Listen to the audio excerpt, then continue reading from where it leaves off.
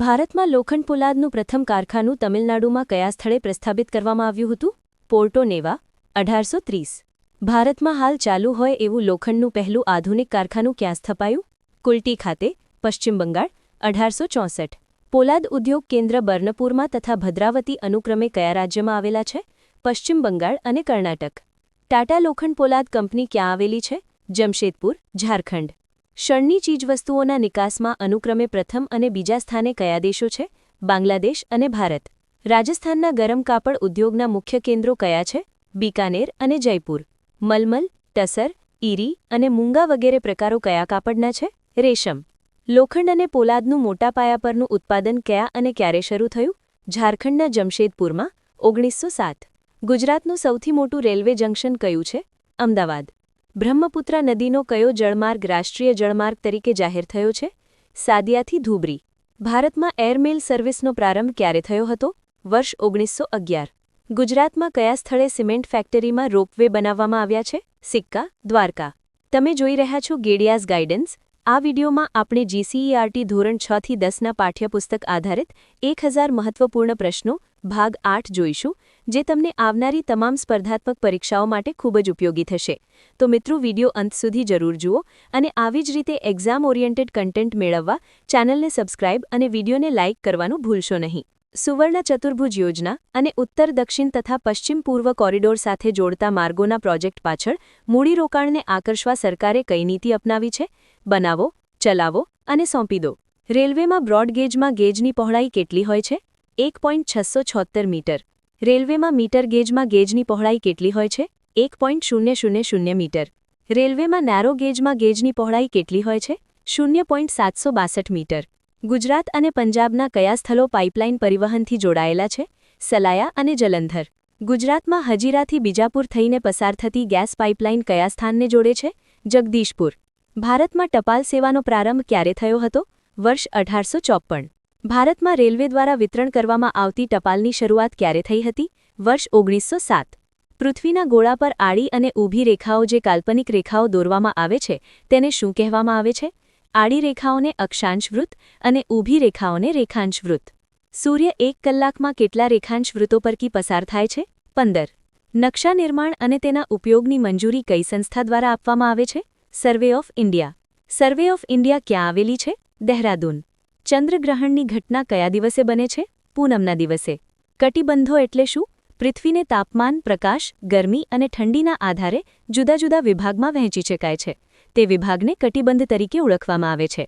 જીપીએસનું પૂરું નામ જણાવો. Global positioning system. કયા રેખાંશ વૃત્તને આંતરરાષ્ટ્રીય દિનાંતર રેખા કહેવામાં આવે છે? 180 ડિગ્રી રેખાંશ વૃત્તને. સંયોગી ભૂમિ એટલે શું? બે જળ વિસ્તારોને અલગ કરતી સાંકડી ભૂમિપટ્ટીને સંયોગી ભૂમિ કહે છે. દ્વીપકલ્પ એટલે શું? જે ભૂમિભાગની 3 બાજુ સમુદ્ર અને 1 બાજુ જમીન વિસ્તારથી જોડાયેલ હોય તેને દ્વીપકલ્પ કહેવાય છે. મેદાન એટલે શું? સમુદ્ર સપાટીથી 180 મીટરથી ઓછી ઊંચાઈએ આવેલા સમતલ કે સપાટ ભૂમિભાગને મેદાન તરીકે ઓળખવામાં આવે છે. ભારતમાં નકશાનું નિર્માણ કઈ સંસ્થા કરે છે? નાટમો. નકશામાં રેલમાર્ગ દર્શાવવા માટે કયો રંગ વપરાય છે? કાળો રંગ. નકશામાં જમીન માર્ગ દર્શાવવા માટે કયો રંગ વપરાય છે? લાલ રંગ. ઐતિહાસિક નકશા કોને કહે છે? પ્રાદેશિક કે રાષ્ટ્રીય વહીવટી તંત્રનો ઇતિહાસ દર્શાવતા નકશાને ઐતિહાસિક નકશા કહે છે. ગુજરાતના સમુદ્રી કિનારે મેંગ્રોવ જંગલોમાં કયા વૃક્ષો જોવા મળે છે? ચેર. ગ્રેનાઇટ એ કયા ખડકનું ઉદાહરણ છે? આંતરિક અગ્નિકૃત ખડક. મહાસાગરીય પ્રવાહો ઉદ્ભવના કારણો જણાવો. પવનો, સૂર્યશક્તિ, સમુદ્ર જળની ક્ષારતા અને પૃથ્વીનું પરિભ્રમણ. પૂર એટલે શું? એકધારા વરસાદ કે અતિવૃષ્ટિને કારણે વિશાળ ભૂવિસ્તારોનું જળમગ્ન થવું તેને પૂર કહેવાય છે. જમીન ભેજવાળા વિસ્તારોમાં જૈવિક પદાર્થોના સંગ્રહથી કઈ જમીનનું નિર્માણ થાય છે? દલદલ કે પીઠ પ્રકારની જમીન. ભૂછત્ર આકારના ખડકો ક્યાં જોવા મળે છે? રણપ્રદેશમાં. વિશ્વમાં સૌથી મોટા લોએસ નિક્ષેપ ક્યાં જોવા મળે છે? ચીનમાં. ભરતી ઓટ ઉદ્ભવવાનું કારણ કયું છે? સૂર્ય અને ચંદ્રનું ગુરુત્વાકર્ષણ બળ. મોટી ભરતી ક્યારે આવે છે? અમાસ અને પૂનમના દિવસે. નાની ભરતી ક્યારે આવે છે? સુદ અને વદની મધ્યના દિવસોમાં. શા માટે પૃથ્વી પર સૂર્યોદય વખતે એકાએક અજવાળું કે સૂર્યાસ્ત વખતે એકાએક અંધારું નથી થતું?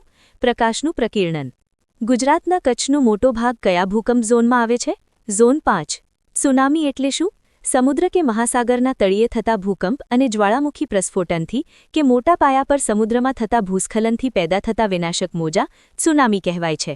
ગુજરાતમાં કયા પ્રકારની તીડ જોવા મળે છે? રણતીડ કે ખાવધરા તીડ? સિંચાઈ સુવિધાઓ, ઉત્તમ બિયારણ, ખેતીની નવી ટેકનોલોજી, રાસાયણિક ખાતરો, કીટનાશકો અને યંત્રોનો વ્યાપક ઉપયોગ કઈ ખેતીમાં થાય છે? સઘન ખેતીમાં. ભારતમાં વસ્તી ગણતરી કયા મંત્રાલય દ્વારા કરવામાં આવે છે? કેન્દ્રીય ગૃહ મંત્રાલય. 2011ની વસ્તી ગણતરીના registrar general and census commissioner કોણ હતા? સી. ચંદ્રામૌલી. ભારતમાં તીડથી અસર પામતા મુખ્ય રાજ્યો કયા છે? ગુજરાત અને રાજસ્થાન. ભારતમાં બાજરીનું સૌથી વધુ ઉત્પાદન કયા રાજ્યમાં થાય છે? રાજસ્થાન. બાગાયતી ખેતીમાં કોનો સમાવેશ થાય છે? ચા, કોફી, ફળફળાદી, નાળિયેર. વધુ વરસાદને કારણે તીવ્ર ધોવાણના ક્ષેત્રમાં કઈ જમીન મળે છે? પડખાઉ કે લેટેરાઇટ જમીન. લેટેરાઇટ જમીનમાં લાલ રંગ કોને આભારી છે? લોહ ઓક્સાઇડ. કઈ ખેતીના પ્રકારમાં ઉત્પાદન ઓછું જોવા મળે છે? ઝૂમ ખેતીમાં. ઉદ્યોગના મુખ્ય કેટલા પ્રકાર છે? કયા? 3. કુટીર, લઘુ, મોટા. ઈસવીસન 2011માં કરવામાં આવેલી વસ્તી ગણતરી આઝાદી પછીની કેટલામી વસ્તી ગણતરી હતી? 7મી. દુનિયાના કુલ ભૂમિ વિસ્તાર પૈકી ભારત પાસે કેટલા ટકા ભૂમિ વિસ્તાર છે? 2.42%. આગામી વિડીયોમાં આપણે નવા અધ્યાયના વધુ મહત્વપૂર્ણ પ્રશ્નો અને સરળ સમજાવટ સાથે ફરી મળશું. ત્યાં સુધી સ્ટડી સ્માર્ટ, સ્ટે કોન્ફિડન્ટ અને ગેડિયાઝ ગાઇડન્સ સાથે જોડાયેલા રહો. Thank you for watching.